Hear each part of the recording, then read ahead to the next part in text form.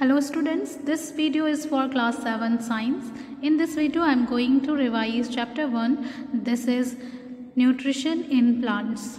So first of all, you must know what is nutrition. So nutrition is a life process shown by all the living organisms present in this world. इस दुनिया में जितने भी living organisms पाए जाते हैं, living beings पाए जाते हैं, वो ये life process को परफॉर्म करते हैं। ऐसा वो क्यों करते हैं? Why do they perform nutrition? So first of all you must know what is the definition of nutrition. So the nutrition is intake and utilisation of food. Nutrition क्या होता है? जब भी कोई लिविंग ऑर्गेनिज्म फूड को intake करता है और उस फूड को फिर उसकी बॉडी अलग अलग पर्पज़ के लिए इस्तेमाल करती है, यूटिलाइज करती है, तो इस प्रोसेस को हम न्यूट्रिशन कहते हैं। So you know that we all take food and all the animals and plants need food. तो ये food की ज़रूरत क्यों होती है? Let's see.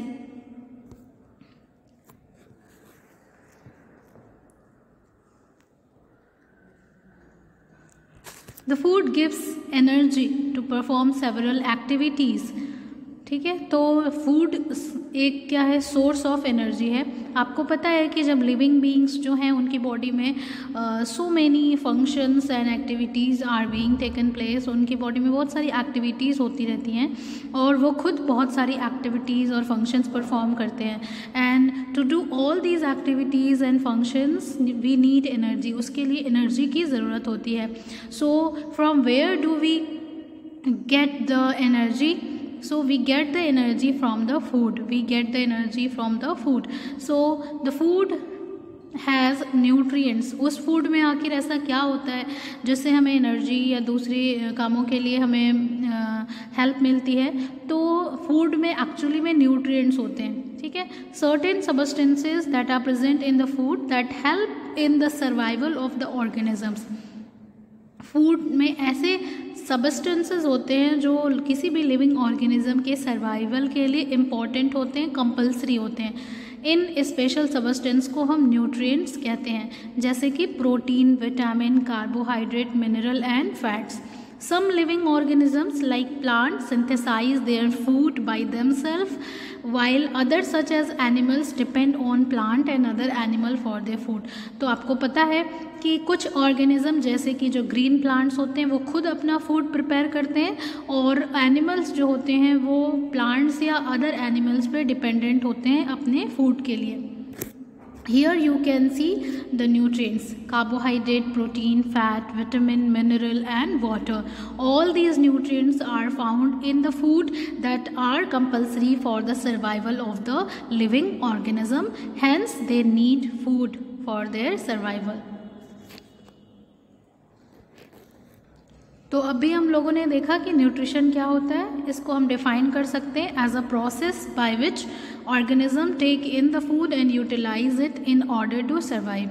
अब अभी हमने बात की थी कि कुछ ऑर्गेनिज्म खुद अपना फूड प्रिपेयर कर लेते हैं बाय देमसेल्फ, लेकिन कुछ ऑर्गेनिज्म जैसे कि एनिमल्स वगैरह जो होते हैं वो दूसरे ऑर्गेनिजम्स पर डिपेंडेंट होते हैं अपने फूड सोर्स के लिए।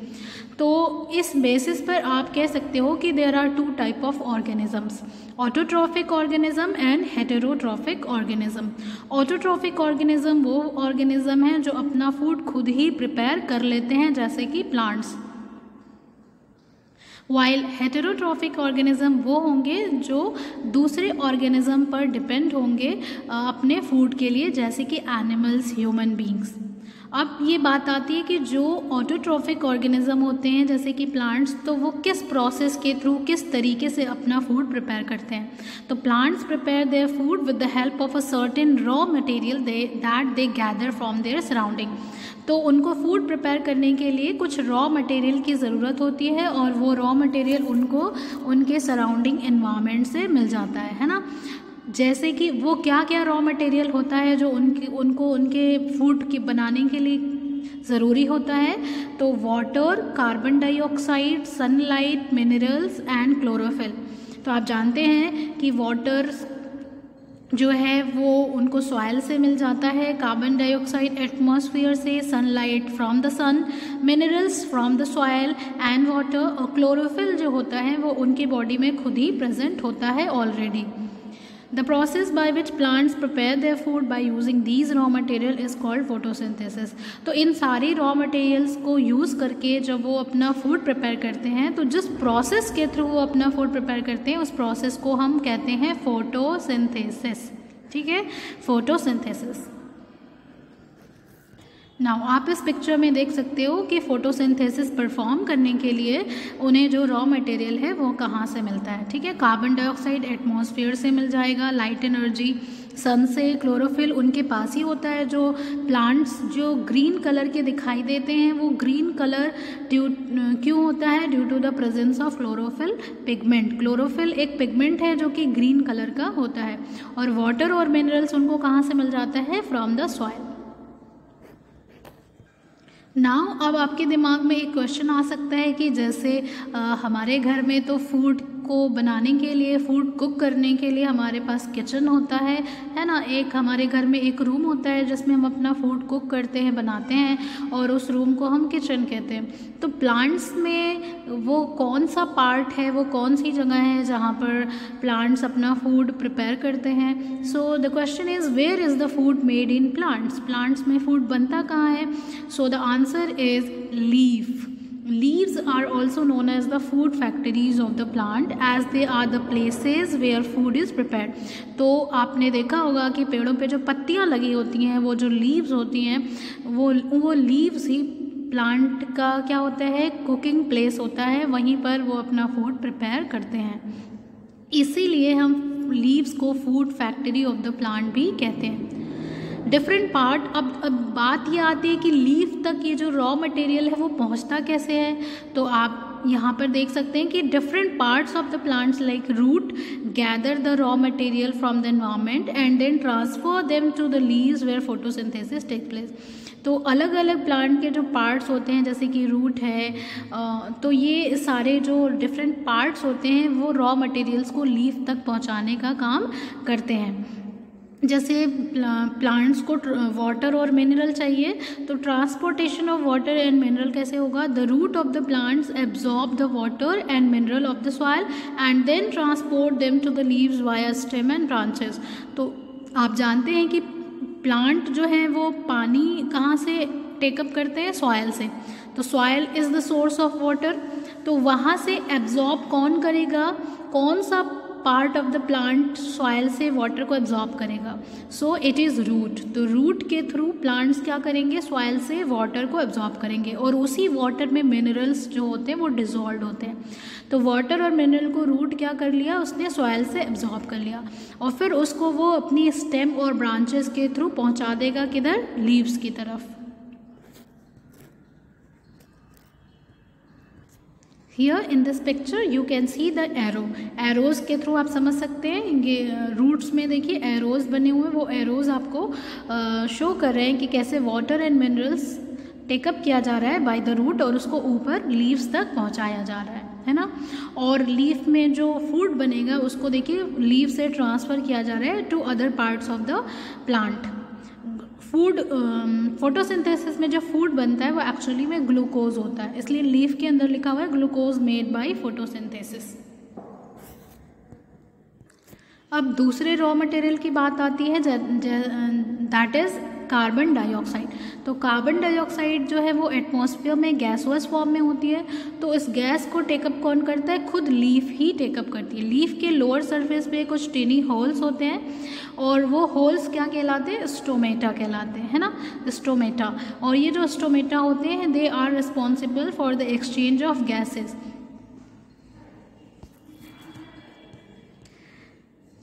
Here you can see the stomatal opening।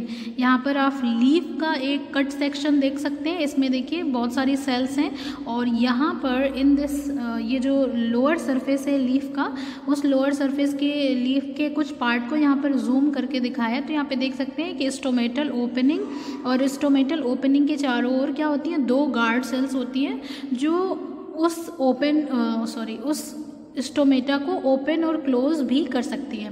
तो you must know that the stomata can open and close according to the requirement.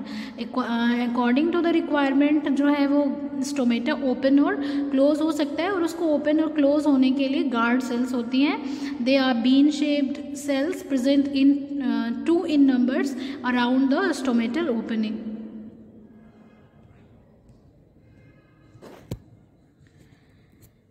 Now presence of chlorophyll in the leaves. जो leaves होती है उनके अंदर आपने देखा होगा they look green. Maximum majority of the leaves होती हैं प्लांट्स में वो ग्रीनिश होती हैं, तो उनके अंदर एक सबस्टेंस भरा हुआ होता है जिसको हम बोलते हैं chlorophyll. It is green colored pigment, or the chlorophyll not only provides green color to the leaves but also helps in the process of photosynthesis. Chlorophyll, what does chlorophyll do? Chlorophyll आखिर क्या काम करता होगा? तो chlorophyll captures the sunlight and along with other raw materials prepare the food in the leaves. देखिए जो भी raw materials हैं उनसे फूड बनाने के लिए एनर्जी की ज़रूरत पड़ती है, तो वो एनर्जी प्लांट्स को कहाँ से मिलती है? सन से मिलती है, इन द फॉर्म ऑफ सनलाइट। तो उस सनलाइट को कैप्चर करने के लिए, एब्जॉर्ब करने के लिए कुछ उनके पास होना चाहिए, तो वो क्या है? वो क्लोरोफिल है। Chlorophyll helps to absorb the sunlight. Sunlight की एनर्जी को एब्जॉर्ब करने के लिए क्लोरोफिल ज़रूरी है। इसीलिए जिन भी ऑर्गेनिजम्स के पास क्लोरोफिल नहीं होता है तो वो फोटोसिंथेसिस परफॉर्म नहीं कर पाते हैं। This process of photosynthesis only occur in the daytime in the presence of sunlight. Hence, it is called photosynthesis. आपको ये पता होना चाहिए कि फोटोसिंथेसिस जो है वो सिर्फ डे टाइम में ही हो सकता है, क्योंकि फोटो का मतलब होता है सन, ठीक है। फोटो का मतलब होता है सनलाइट, फोटो का मतलब होता है सनलाइट, और सिंथेसिस का मतलब होता है to prepare.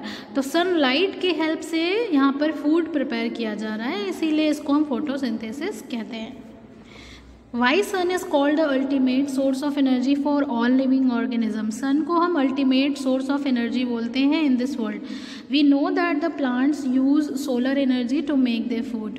The herbivores animal depend upon the plants for their food. Animals like carnivores that do not eat plant depend upon the herbivore animal. Therefore, all of the living organisms directly or indirectly receive their energy from the sun. Sun ही ultimate source होता है energy का, क्योंकि सबसे पहले सन की जो energy होती है वो प्लांट्स के थ्रू एब्जॉर्ब की जाती है। फिर उन प्लांट्स को जब जो हेटेरोट्रॉफिक ऑर्गेनिजम्स होते हैं जब उन प्लांट्स को खाते हैं जैसे कि हर्बीवोर्स, तो वो एनर्जी उनकी बॉडी में चली जाती है। फिर जो अदर हेटेरोट्रॉफिक एनिमल हैं जैसे कि कार्निवोर एंड ओमनीवोर, तो वो दूसरे एनिमल को जब कंज्यूम करते हैं तो वो एनर्जी फिर उस हर्बीवोर से कार्निवोर और ओमनीवोर के बॉडी में ट्रांसफ़र हो जाती है। तो इस तरीके से जो मेन सोर्स है एनर्जी का वो सन ही है, और सिर्फ वो ट्रांसफ़र होता है एक ऑर्गेनिज्म से दूसरे ऑर्गेनिज्म में। Now the question is, can photosynthesis take place in other parts of the plant? क्या लीव्स के अलावा भी दूसरे पार्ट्स में फोटोसिंथेसिस हो सकती है? तो यस, इसका आंसर है yes. Green stems and branches of the plants can also undergo the process of photosynthesis. Leaves के अलावा जो भी आपको प्लांट में ग्रीन कलर का पार्ट दिखता है तो उसमें भी क्लोरोफिल प्रेजेंट होता है, तभी तो वो ग्रीन दिखता है। तो जहाँ पर भी क्लोरोफिल होगा तो वो part of the plant photosynthesis perform कर सकता है। जैसे कि फॉर एग्जांपल आप डेजर्ट एरिया में जो प्लांट्स उगते हैं जैसे कि कैक्टस, तो आपने कैक्टस को देखा होगा, उसमें लीव्स नहीं होती हैं। एक्चुअली उनमें जो लीव्स होती हैं वो स्पाइन्स में, थॉर्न में कन्वर्ट हो जाती हैं to reduce the evaporation of water from their body, क्योंकि वो डेजर्ट एरिया में कैक्टस या ये प्लांट जो है वो डेजर्ट एरिया में ग्रो करते हैं, वहाँ पे पानी की कमी होती है, तो पानी इवेपोरेट ना हो जाए इस वजह से उनकी जो लीव्स होती हैं वो स्पाइन्स में कन्वर्ट हो जाती हैं। तो अब तो उनके पास लीव्स हैं ही नहीं, तो अब वो फोटोसिंथेसिस कैसे करेंगे? जो आपको कैक्टस में ग्रीन कलर का स्ट्रक्चर दिखाई देता है वो एक्चुअली स्टेम होता है। स्टेम जो होता है वो फ्लैट हो जाता है, ग्रो करके फ्लैट हो जाता है और उसको आपने देखा होगा कि वो ग्रीनिश कलर का होता है।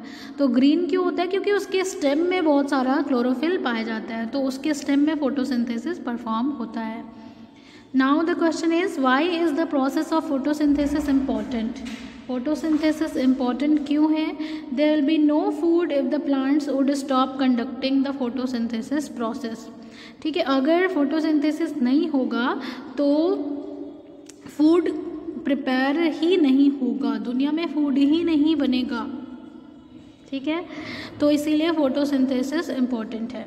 The plants take in carbon dioxide and produce oxygen during the process of photosynthesis. Photosynthesis में आप देखते हैं कि प्लांट्स कार्बन डाइऑक्साइड यूज़ करते हैं और ऑक्सीजन को प्रोड्यूस करते हैं। Hence, without this process, it would not be possible to survive on Earth as there would be no oxygen. तो अगर फोटोसिंथेसिस नहीं होती है इस दुनिया में, ना तो फूड प्रिपेयर होगा और ना तो ऑक्सीजन प्रिपेयर होगी, और उसके बिना इस दुनिया में लिविंग ऑर्गेनिज्म का सर्वाइवल इम्पॉसिबल हो जाएगा।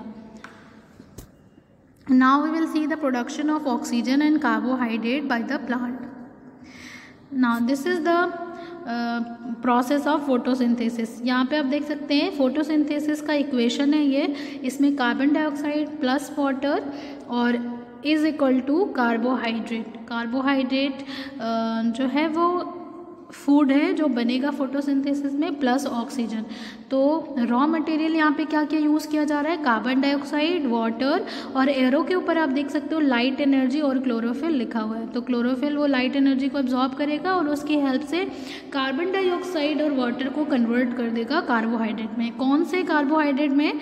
ग्लूकोज। ग्लूकोज का फॉर्मूला होता है C6H12O6, और ऑक्सीजन गैस भी as a by product release होती है।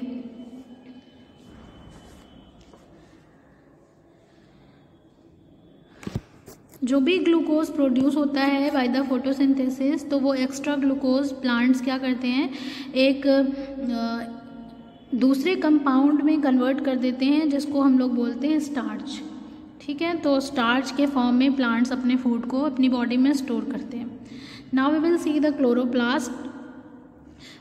जैसा कि हम लोग बात करें कि chlorophyll is the pigment which is very important, it is green in colour and it is present in the plants, और प्लांट्स उसको यूज़ करते हैं टू कैप्चर द एनर्जी। तो प्लांट्स के अंदर जो क्लोरोफिल होता है वो एक्चुअली में उनके सेल्स के अंदर एक स्ट्रक्चर होता है जिसको बोलते हैं क्लोरोप्लास्ट, उसके अंदर ये क्लोरोफिल पाया जाता है। तो यहाँ पर आप क्लोरोप्लास्ट को देख सकते हैं। क्लोरोप्लास्ट एक डबल मेम्ब्रेनस स्ट्रक्चर होता है, इसमें 2 मेम्ब्रेन होती है और अंदर खाली जगह होती है, उसको स्ट्रोमा बोलते हैं, और उसके अंदर आपको कॉइन लाइक स्ट्रक्चर दिखाई देते हैं जिनको हम बोलते हैं थाइलाकॉइड, और ये थाइलाकॉइड के अंदर जो जगह होती है उसी के अंदर क्लोरोफिल जो होता है भरा हुआ होता है। और देखिए जैसे आप एक के ऊपर एक कॉइन को रखकर स्टैक बनाते हैं, ऐसे ही ये कॉइन का पूरा, ये थाइलाकॉइड का पूरा स्टैक बना होता है। एक स्टैक को हम क्या बोलते हैं? ग्रैनम बोलते हैं। ठीक है, और सारे ग्रैनम आपस में लैमिला के थ्रू जुड़े हुए होते हैं। तो इस तरीके का स्ट्रक्चर होता है। तो क्लोरोफिल आपको समझ में आ गया कि क्लोरोफिल प्लांट के सेल के अंदर किस में होता है? क्लोरोप्लास्ट के अंदर होता है। क्लोरोप्लास्ट के अंदर कहाँ पे होता है? थाइलाकॉइड के अंदर होता है। और जहाँ पर भी क्लोरोफिल होती है वहीं पर फोटोसिंथेसिस जो है वो कंप्लीट होती है। तो you can say this is the place. Chloroplast ही वो प्लेस होता है सेल के अंदर जहाँ पर फोटोसिंथेसिस होती है। ठीक है, तो सेल किसी प्लांट बॉडी में सेल्स के अंदर फोटोसिंथेसिस कहाँ पर होती है? क्लोरोप्लास्ट के अंदर। ठीक है, now there is another question कि क्या जो लीव्स रेड, ब्राउन या वायलेट कलर की होती हैं तो क्या उसके अंदर फोटोसिंथेसिस नहीं होता है? तो इसका आंसर ये है कि ऐसी लीव्स जिनके अंदर ब्राउन, वायलेट और रेड कलर का या अदर देन ग्रीन कलर का कोई पिगमेंट होता है, तो इस वजह से वो रेड, वायलेट या अलग कलर की दिखाई देती है, लेकिन उसके अंदर ग्रीन पिगमेंट भी प्रेजेंट होता है। क्योंकि रेड, ब्राउन और वायलेट जो भी दूसरा कलर है उसकी जो क्वांटिटी होती है वो क्लोरोफिल से ज़्यादा होती है, इस वजह से क्लोरोफिल हमें दिखाई नहीं देता है, बट एक्चुअली में क्लोरोफिल भी उसमें प्रेजेंट होता है। तो वो पत्तियाँ फोटोसिंथेसिस परफॉर्म कर सकती हैं। एल्गी का नाम आप लोगों ने सुना होगा। तो एल्गी एक ऑर्गेनिज्म है और ये ग्रीन कलर का होता है और स्टैग्नेंट वाटर में आपको देखने को जनरली मिलता है। एंड इनमें भी आपको जो ग्रीन कलर दिखाई देता है वो क्लोरोफिल की वजह से ही होता है, और क्योंकि इनके पास क्लोरोफिल है तो ये भी फोटोसिंथेसिस परफॉर्म कर सकते हैं और ऑटोट्रॉफिक होते हैं।